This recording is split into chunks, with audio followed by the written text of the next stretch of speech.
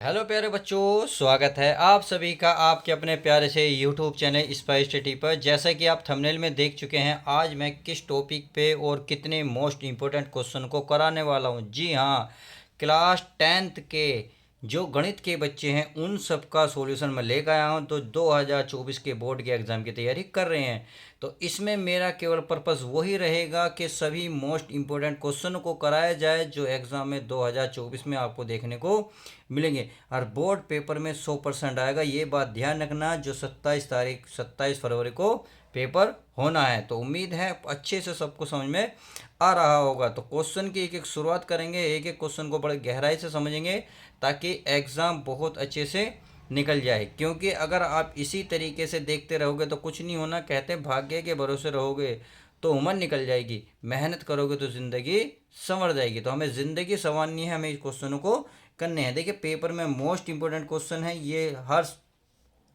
हर साल हर सेट में मैंने कई जगह देखा, इसलिए मोस्ट इंपॉर्टेंट मान को, इसलिए पहले ही सवाल मैंने स्टार्टिंग करता हूँ।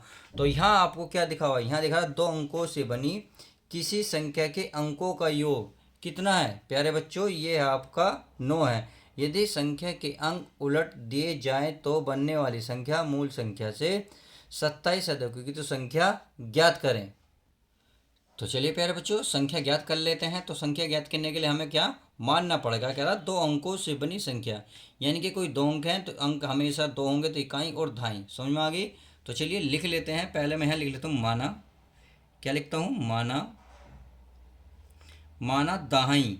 माना दहाई का अंक, दहाई का अंक। तो दहाई का अंक मान लो x है, तथा यहाँ क्या लिख लूँ? तथा इकाई, यानी कि इकाई का अंक, इकाई का अंक मान लो दोस्तों y है। मैंने क्या माना? दहाई का अंक x है तथा इकाई का अंक y है। तब कह रहा है ये 2 अंकों से बनी संख्या। तो संख्या क्या बनेगी? तो लिख लेते हैं 2 अंकों से बनी संख्या। क्यों कह रहा है 2 अंकों से बनी संख्या, तो लिखेंगे 2 अंकों से बनी संख्या। 2 अंकों से बनी संख्या। तो कौन कौन सी संख्या बनेगी? देखिए, जब भी 2 संख्या की, मान लो ये है आपका सामने 25 है, तो ये बोला जाएगा इकाई का अंक और ये बोला जाएगा दहाई का अंक। अगर इसे अलग अलग लिखोगे तो इसे लिखोगे 20 प्लस 5, तो इसे ऐसे ही तो लिखोगे। तो 20 का मतलब 2 गुणा 10 लिखोगे ना, और प्लस 5, तो इसका मतलब 10 गुणा में आएगा, और ये आपका अंक हो जाएगा, और ये भी आपका अंक। तो बिल्कुल सेम यही बनाएंगे। यहाँ लिखेंगे प्यारे बच्चों 10, और दहाई का अंक ये था दहाई, यानी कि इकाई, इकाई के बाद दहाई। तो दहाई का अंक क्या माना हमने? x, और प्लस क्या मानेगा? जैसे यहाँ आया 5, यानी कि ये इकाई का अंक। जब भाई इकाई दहाई ऐसी, तो ये इकाई का अंक, तो हमने इकाई का अंक क्या माना प्यारे बच्चों? y। इस तरीके से हमने क्या करा, इसको मान लिया है। अब चलिए आगे चलते हैं। क्वेश्चन के अकॉर्डिंग, क्वेश्चन में जो कह रहा है वो करेंगे। ये कह रहा है यदि संख्या के अंक उलट दिए जाएं तो बनने वाली संख्या। तो पहले संख्या के अंक उलट लेते हैं। तो लिख लेते हैं अंक बदलने पर प्राप्त संख्या। तो मैं यहाँ लिख लेता हूँ, यहाँ आपको दिखाई दे रहा होगा, यहाँ लिख सकता हूँ मैं अंक बदलने पर, अंक बदलने पर, अंक बदलने पर प्राप्त, प्राप्त संख्या। तो कितनी होगी प्राप्त संख्या? मान लो 10। केवल अंक बदलने, यानी कि y को पहले ले आएंगे, x को बाद में ले जाएंगे। तो इस प्रकार से हमारी संख्या क्या होगी? प्राप्त हो गई। अब फिर चलते हैं प्रश्न अनुसार, यानी कि क्वेश्चन के अकॉर्डिंग। तो क्वेश्चन में क्या करा? ये करा है प्रश्न अनुसार, प्रश्नानुसार। तो प्रश्न में क्या बोला? देखिए, प्रश्न में बोला था, यहाँ दिख रहा होगा आपको, 2 अंकों से बनी संख्या के अंकों का, यहाँ के अंक, यानी कि अंकों का योग कितना है? 9 है। तो आप लिख सकते हैं x प्लस वाई। क्या लिख सकते हो? x प्लस वाई बराबर 9। इतनी बात समझ में आ गई। तो समीकरण मान लो 1। अब आगे कह रहा है, आगे कह रहा है यदि संख्या के अंक उलट दिए जाने से बनने वाली संख्या। तो यदि कह रहा संख्या के अंक उलट दिए जाने से बनने वाली संख्या। तो हमने जैसे अंक पलटे तो संख्या क्या प्राप्त हुई? ये प्राप्त हुई हमारी, ये बनी 10y प्लस के x। सही है। फिर अगर बनने वाली संख्या मूल संख्या से, तो मूल संख्या प्यारे बच्चों कितनी है? मूल संख्या तो हमारी ये थी भाई 10x प्लस वाई। तो कह रहा 27 अधिक है। जब भी अधिक होगी तो इसमें प्लस कर दो, बस इतनी सी बात है। तो आई होप इतनी बात तो समझ में आ गई होगी। अब क्या करना है, देखिए, यदि मैं 10y को, इस y को लूँगा, यानी कि 10y माइनस के y, इसको तो लूँगा तो माइनस का हो जाएगा, और ये माइनस का x, सॉरी प्लस का x है, इसको लूँगा तो माइनस का x, बराबर क्या बचा? 27। तो आपने देखा 10y में से एक y गया तो कितने बचे? 9y। ऐसे ही ये बचे 9x बराबर कितना बचा प्यारा बच्चों 27। अब क्या करना है, इसमें से 9 कॉमन ले लूँ, जब मैं 9 कॉमन लूँगा तो y माइनस एक्स बचा बराबर 27। गुणा की चीज़ भाग में पहुँच जाएगी, x बराबर तो कितना बचा 27 बटे में कितना बचा 9। 9 से कितनी बार कटेगा प्यारे बच्चों 3, तो क्या y माइनस एक्स बराबर कितना बचा, ये बचा 3। और इसे समीकरण मान लो सेकंड। तो बस हमें इतना सही काम करना था, हमें क्या मिला y माइनस एक्स मिला और यहाँ x प्लस वाई। तो समीकरण 1 और 2 को क्या करो आपस में जोड़ो। तो मैं यहाँ लिख सकता हूँ, तो चलिए मैं यहाँ लिख लेता हूँ ताकि आपको थोड़ा सा समझ में आ जाए। तो यहाँ लिख रहा हूँ मैं समीकरण 1 तथा समीकरण सेकंड को जोड़ने पर लिख सकते हो, कोई दिक्कत वाली बात नहीं है। तो यह आपकी x प्लस वाई बराबर 9 और ये हो जाएगा आपका y माइनस एक्स बराबर 3। तो चलिए देखिए ये प्लस है, ये माइनस तो इससे कैंसिल हो गए, y और y कितने हो गए 2y बराबर 9 और 3 कितने हो गए 12। जब 2 से भाग देंगे कितना आ जाएगा 6। जब 6 आ जाएगा तो बताइए y का मान कहाँ रखोगे भाई, इस y का मान समीकरण आप कोई इसमें भी रख लो, चाहे पहली में चाहे दूसरी में। तो चलिए लिख लेता हूँ y का मान समीकरण कैसे, समीकरण 1 में रख लेते हैं। तो चलिए 1 में रखेंगे, तो 1 में क्या दिख रहा है आपको भाई, 1 में दिख रहा है x, यहाँ क्या है x प्लस यहाँ क्या है y का मान 6 बराबर कितना है 9। अब x का मान भाई इसको उधर माइनस 6 करेंगे तो कितना बचा प्यारे बच्चों 3। तो x का मान कितना निकल गया 3। तो हमें x का मान भी मिल गया y का मान। तो इसने बोला था संख्या ज्ञात करो, क्या करो संख्या ज्ञात करो। क्वेश्चन में देखिए नहीं दिख रहा तो मैं दिखा देता हूँ आपको। ये कह रहा संख्या ज्ञात करो, तो संख्या क्या बोली थी भाई, संख्या हमारी थी देखिए यहाँ लिख सकता हूँ मैं, संख्या 2 अंकों की जो संख्या थी देखिए 10x प्लस वाई। तो चलिए 10x, x का मान कितना है प्यारे बच्चों 3 प्लस y का मान कितना है, सॉरी y का मान है 6। तो बस 10 क्या कितने हो गए 30, 30 में 6 जोड़ोगे कितना हो जाएगा 36 और यही फाइनल आपका आंसर आ जाएगा। तो इस प्रकार से आप कह सकते हैं कि ये क्वेश्चन मोस्ट इंपॉर्टेंट था जो आपके एग्जाम में आता है, आपको समझ में आ गया होगा। तो अगर क्वेश्चन समझ में आएगा तो वीडियो को लाइक करना ना भूलें। तो चलिए अब देखते हैं नेक्स्ट क्वेश्चन हमारा क्या कहता है। तो चलिए प्यारे बच्चों आपके सामने ये रहा नेक्स्ट क्वेश्चन। देखिए नेक्स्ट क्वेश्चन कितने मोस्ट इंपॉर्टेंट है, आप इसकी देख सकते हैं 2014, 17, 20, 22, 23 यानी कि लगभग हर 2 साल बाद आता ही रहता है। तो आपको ये मत समझिए ये नहीं आएगा। देखिए √3 के स्थान पर √5 भी लिख सकता है, √7 भी लिख सकता है, यानी कि वो कुछ भी लिख सकता है। कहेगा यही सिद्ध कीजिए कि √3 या √5, √7 एक अपरिमेय संख्या है। देखिए थोड़ा सा टफ क्वेश्चन है बट ईजी लैंग्वेज में करूँगा ताकि बच्चों आसानी से समझ में आ जाए। यहाँ की लिख रहा है अपरिमेय संख्या, तो जो मानेंगे पहले परिमेय संख्या मानेंगे। तो लिख लेता हूँ मैं क्वेश्चन में लिख लेता हूँ, माना √3 एक अपरिमेय यानी कि सॉरी परिमेय संख्या है। यहाँ लिख सकता हूँ परिमेय संख्या है। तो हमने मान ली परिमेय संख्या है। तो चलिए मैं मान लेता हूँ यानी कि √3 को मान लेता हूँ a/b। क्या मान लेता हूँ a/b, इसे समीकरण 1 कह दो। अब a और b क्या है ये आपको पता होनी चाहिए। यहाँ लिख सकते हो जहाँ, थोड़ा सा मैं यहाँ दिखा दूँ, जहाँ a व b यानी कि a तथा b लिख सकते हो, a तथा b सह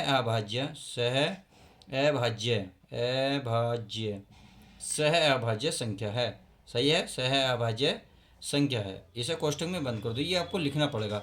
और इसमें एक कंडीशन और है, नीचे का b जो है नॉट इक्वल 0 यानी कि b 0 की यानी कि b का मान 0 नहीं होना चाहिए। समझ में आ गया। अब क्या करें, समीकरण 1 का वर्क कर दो। क्या लिखोगे, तो लिखोगे दोनों पक्षों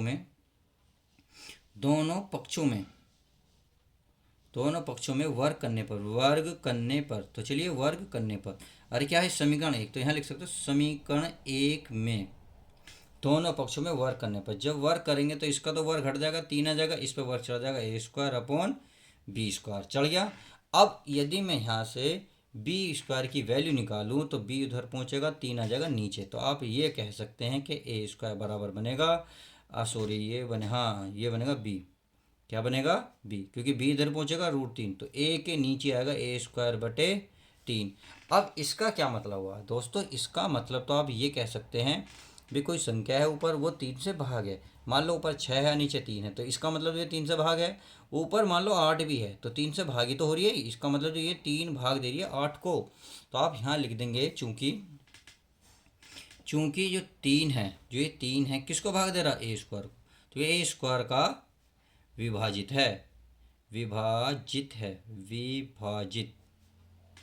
यानी कि 3 जो है ए स्क्वायर का विभाजित करता है, ऐसे लिख सकते हो, करता है। तो 3 जो है ए स्क्वायर को क्या करा, ए स्क्वायर को कर दो, ए स्क्वायर को विभाजित करता है। तो समझ में आ गया।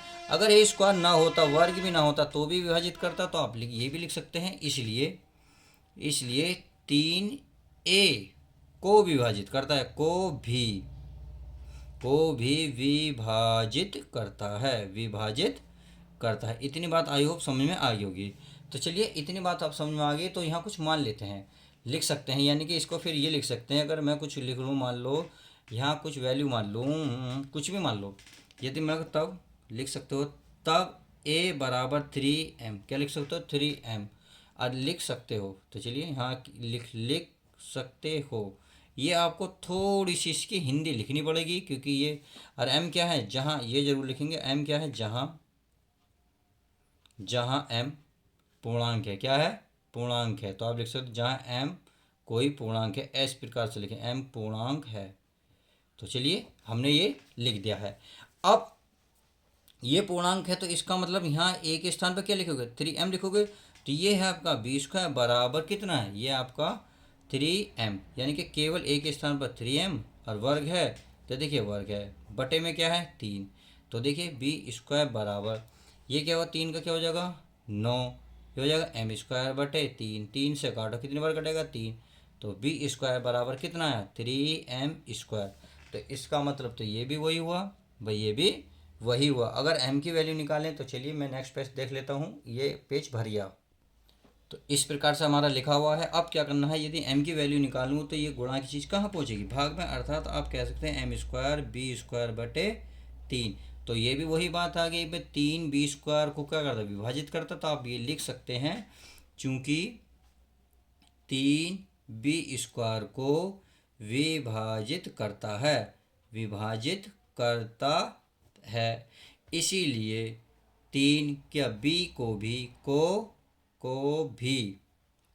विभाजित करता है। तो चलिए, विभाजित करता है। इतनी बात आई होप समझ में आ गई होगी। अब आपको ये बात समझ में आ गई जी भाई, आपने देखा 3b को विभाजित कर रहा है और 3a को भी विभाजित कर रहा है, तो इनका उभयनिष्ठ क्या आ गया 3। परंतु हमने स्टार्टिंग में क्या लिखा था, यह एक सहअभाज्य संख्या, सहअभाज्य संख्या में हमेशा ध्यान रखना जो उभयनिष्ठ होना चाहिए 1 होना चाहिए, क्या होना चाहिए 1। तो आप लिख सकते हैं, देखिए इसे समीकरण क्या मान लूँ, इसे समीकरण मान लूँ मैं 3, क्योंकि हमने 2 समीकरण मान ली थी, इसे मान ली 3। तो मैं आपको एक हिंदी लिखनी पड़ेगी आपको थोड़ी सी, चलिए मैं हिंदी लिख देता हूँ तो आपको समझ में आ जाए। तो यहाँ लिख सकते हो समीकरण सेकंड तथा कौन सा थर्ड, तो थर्ड थी ना समीकरण, ये रही, कौन सी है थर्ड, से हम कह सकते हैं कि ए तथा बी का उभयनिष्ठ, क्या उभयनिष्ठ गुणनखंड, उभयनिष्ठ प्यारे बच्चों गुणनखंड कितना है, गुणनखंड कितना है प्यारे बच्चों 3 है, क्योंकि हम देख रहे हैं हर जगह 3 आ रहा, परंतु लिखेंगे फिर, परंतु यह इस बात को, यानी कि इस तथ्य का विरोध करता है, इस तथ्य का विरोध करता है कि ए तथा बी में एक के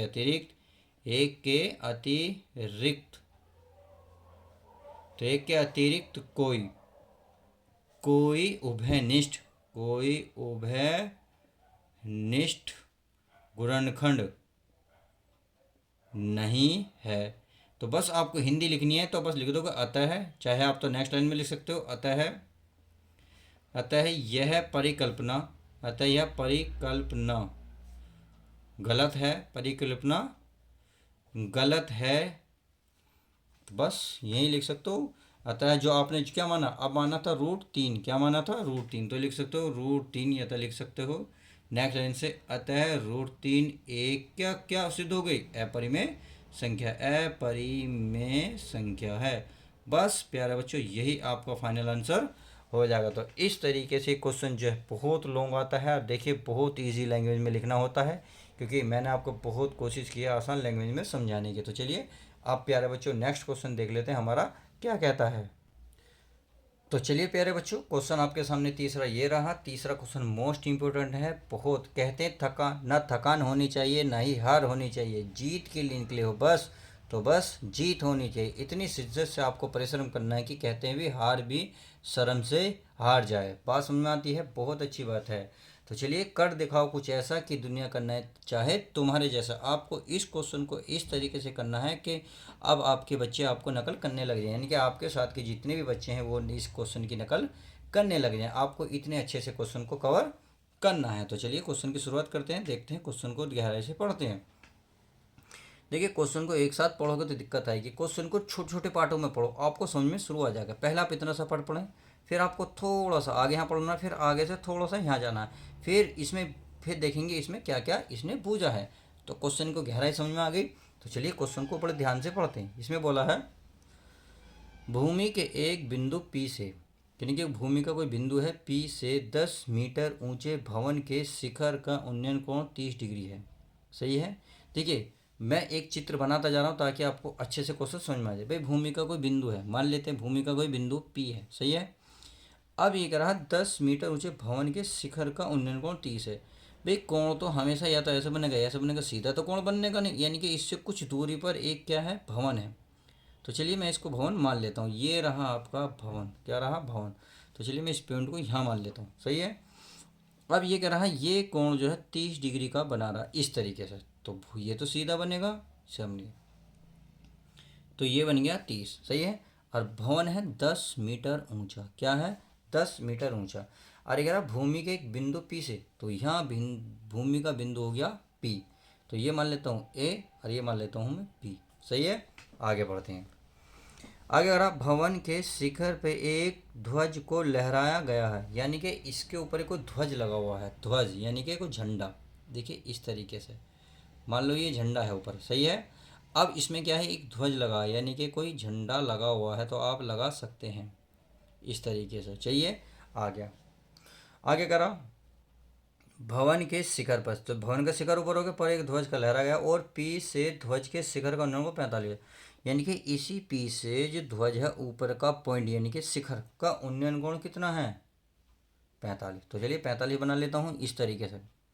देखिए ये जो है 45 डिग्री है। बात समझ में आ गई, चित्र समझ में आ रहा होगा। तो चलिए चित्र समझ में आ रहा। अब इसमें कितना को एंगल दे रखा है, एंगल दे रखा है इसने प्यारे बच्चों कितना 30। तो मैं सॉरी 45, तो 45 का कोण यहाँ बना लेता हूँ ताकि आप बच्चों समझ में आपको आ जाए। तो इतनी बात आई होप समझ में आ गई होगी। आगे क्या करा है देख लेते हैं। ध्वज के दंड की लंबाई, यानी कि इस ध्वज के दंड की लंबाई ये जितना ऊंचा है, तो मान लेते हैं ये आपको x मीटर ऊंचा है, यानी कि यहाँ से भी इतना ऊंचा तो है, ये मान लेते हैं a इतना है। सही है। ये आपको दे ही रखी कितनी दे रखी है टोटल 10 मीटर, तो टोटल मिल गई। अब दंड की लंबाई और बिंदु से भवन की दूरी, यानी कि इस बिंदु से इस भवन के बीच की दूरी कितनी है ये हमें नहीं पता।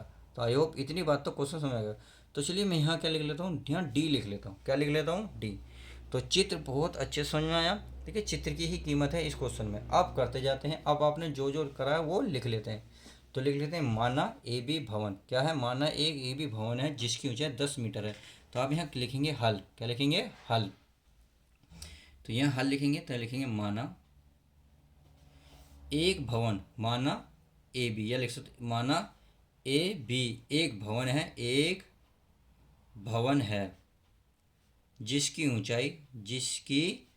ऊंचाई कितनी है प्यारे बच्चों 10 मीटर है। क्या है 10 मीटर है।